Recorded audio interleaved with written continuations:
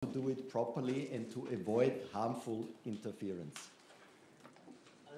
Well, firstly, to respond to your questions, I would say that there is one part that I feel uncomfortable with, is whenever somebody began by saying it's complex or it's etc., it needs 20 years, etc.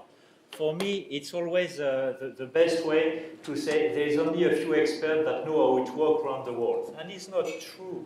It's not true. I would say life is complex, life is whatever, but those issues are not complex. And I think that I think that it's not an excuse to put those issues in the hand of a few experts. During conference, making an apartheid, during conference and WRC, we know those experts. Whenever people began to say it's a very complex issue with a certain accent, but I don't want to name anybody.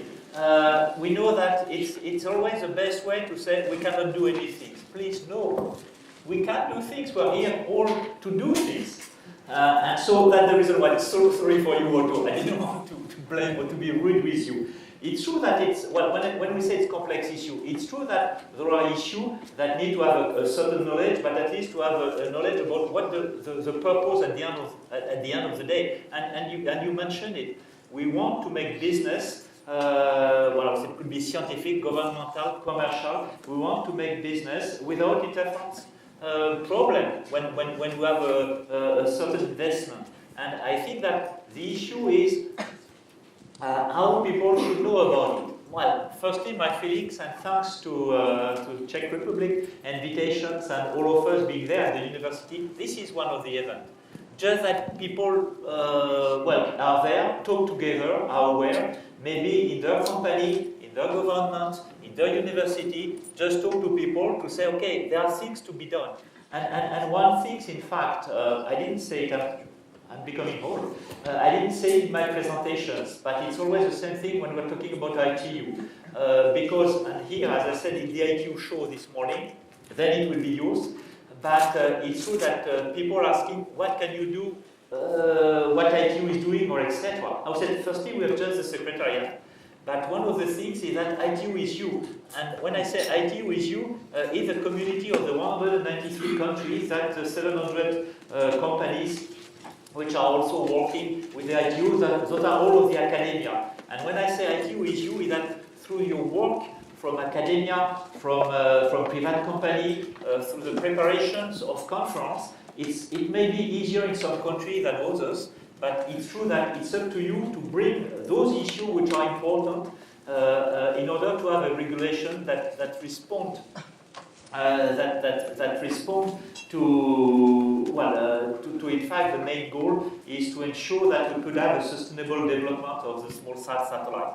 The issue also when we are talking about the launch, I would say there is a very interesting environment here, and I will let certainly some of my colleagues from Vienna, or at least to talk about it, about what is a responsible launch countries, who is responsible when satellites are launched from the ISS. It's just a question. I don't know. I don't have any answers. But it's true that if there is any issue related to a non-GSO CubeSat launched from the ISS, which got any problem, interference, whatever, and it comes to the ITU, we'll be there and we'll come to those type of questions. And I think then don't take it as a specific example. Don't take it to say, oh, if we are doing it from the ISS, we have to do it in a hidden way, etc. It's not. On the contrary, I think it's great.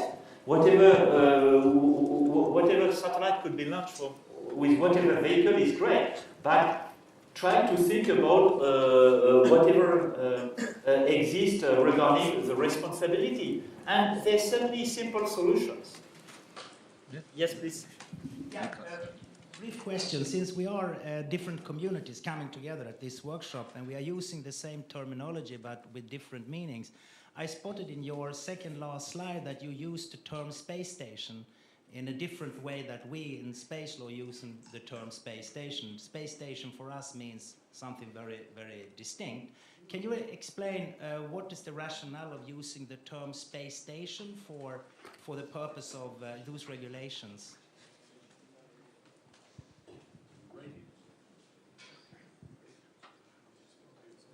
Well, I will talk as a lawyer. I looked at the regulations. Space station, a station located on an object which is beyond, is intended to go beyond, or has been beyond the major portion of the Earth's atmosphere. I hope it's helped. Thank you. No, I agree with you. I agree with you that at some stage it would be great.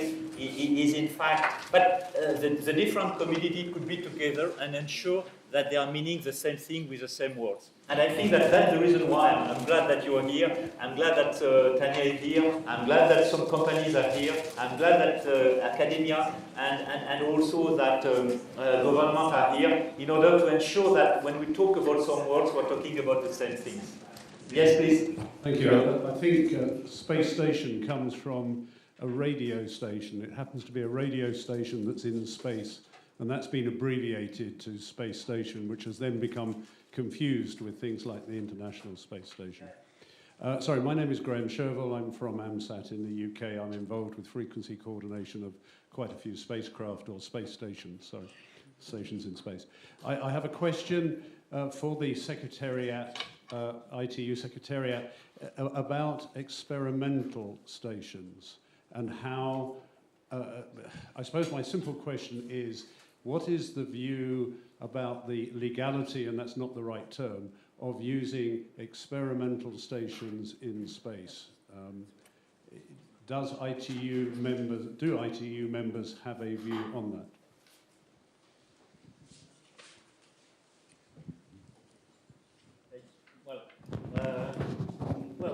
I like that you asked a question to the community, because you said as ITU members has a view on it. From the pure, I would say, the ITU Secretariat, we are bound by the book, Red Book, and it's true that experimental station is only stations as the terrestrial stations. And in a way, we have difficulty to have any recognitions of some space activity that will be related to an experimental station. We understand that any country can do whatever they want with any frequencies to the extent that it's national and that particularly as seen from the international regulation to the extent that it has no impact. And when we talk about impact, we are talking in terms of potential harmful interference to any use of the same bands outside of the country. But it's true that, well, I wanted just to mention this issue of experimental station because for me, in a way, this is not a way today to get a certain level of recognition internationally in terms of space activities and particularly regarding CubeSat. Just to add to Ivan, one very important thing.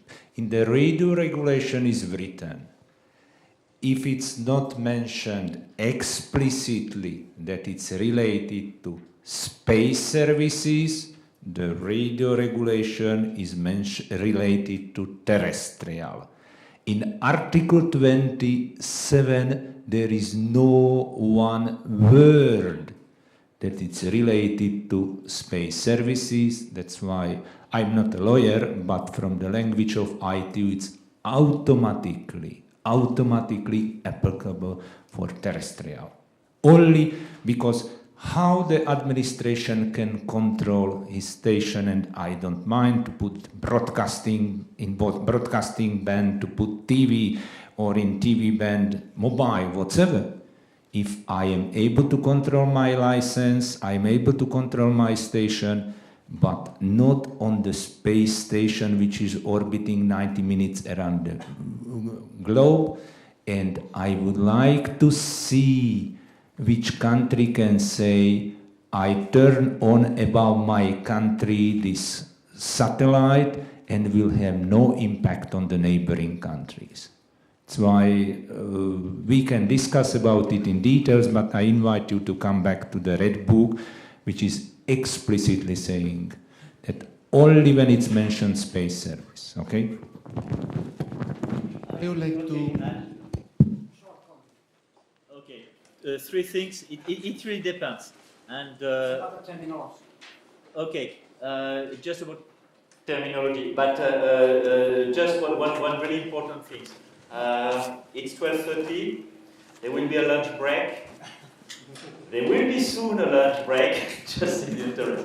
But having said that, I think that there are three. One, but maybe firstly here, because it was a comment about terminology, and I think that it was quite important. Then here and here. Please, you want to make your comment on terminology.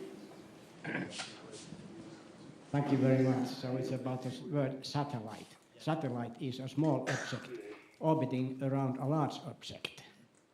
So Earth is a satellite for Sun, and so on.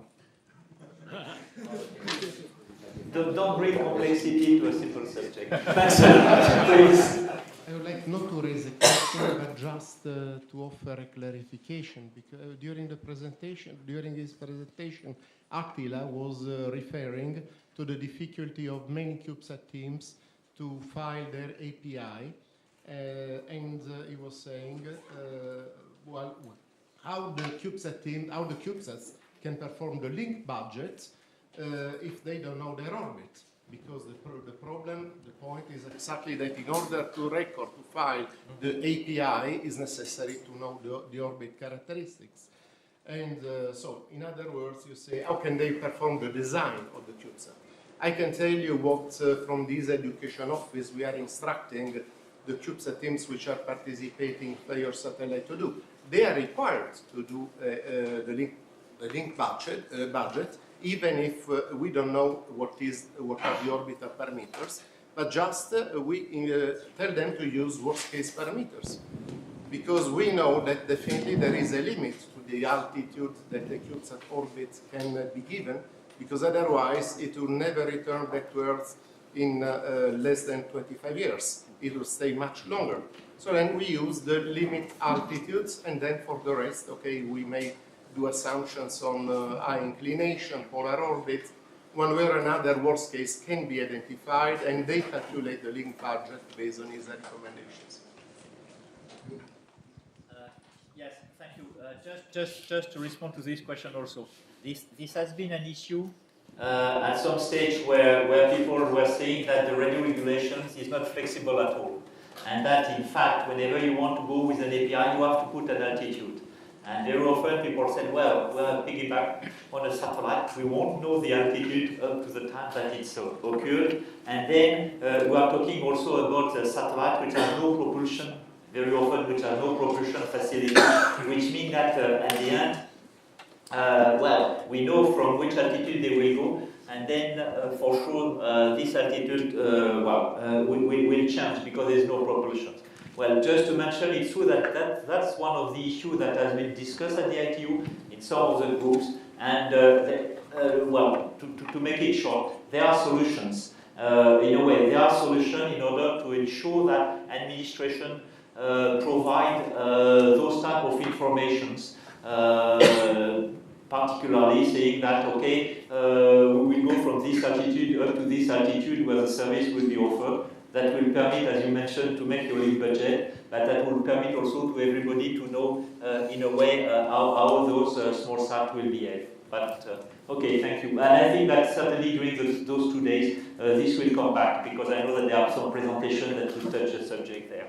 Last question, please. Thank you very much. My name is Fernando Valo. I'm professor at Vigo University in Spain. I've been working for a number of years in a small satellite, and my question goes a little bit beyond the space platform, goes to the operation of a satellite through a ground station network using radio amateur bands.